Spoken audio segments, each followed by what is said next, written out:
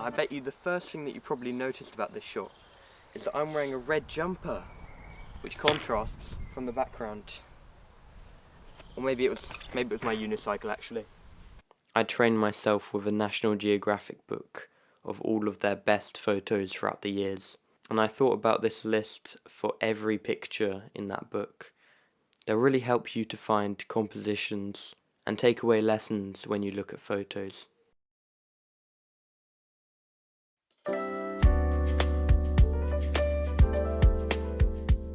Basically the only thing I think of when it comes to light is the subject a different colour to the background, like a complementary colour, and they contrast against each other really nicely, and they make the subject pop out. And I guess I also think about the colour palette of the photo. Does it have like a pastel kind of vibe? Is it very saturated? Does it feel very like earthy, or like I'm in a forest? That kind of thing. Balance. I don't mean a symmetrical image when I talk about balance. Imagine a scale, and obviously there are heavier things than others. Some of the heaviest things are shadows and saturated colour. And you kind of want to level these out on each side. So if there was something dark on one side of the frame, you'd want to put something dark on the other side and get rid of that dead space.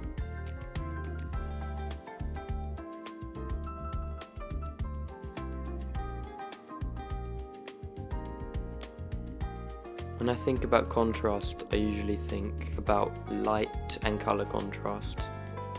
I think about whether the subject is darker or lighter than the background. For example, if the background was dark, you'd have a light subject dressed in bright clothes or lit up by the light.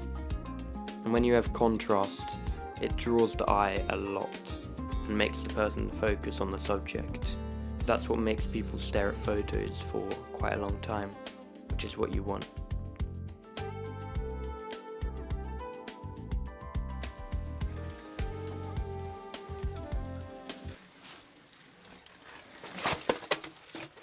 Now I know what you're thinking. Jacob, stop riding unicycles. It's lame and boring and unoriginal. Now this next one is leading lines. As you can see by the leading lines.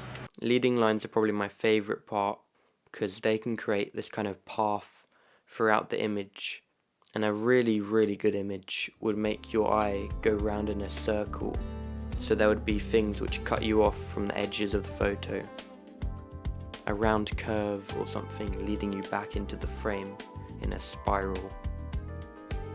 Obviously these are hard to do, but you can always position your camera to make some nice lines go towards your subject. Or place them somewhere where there's a lot of natural lines.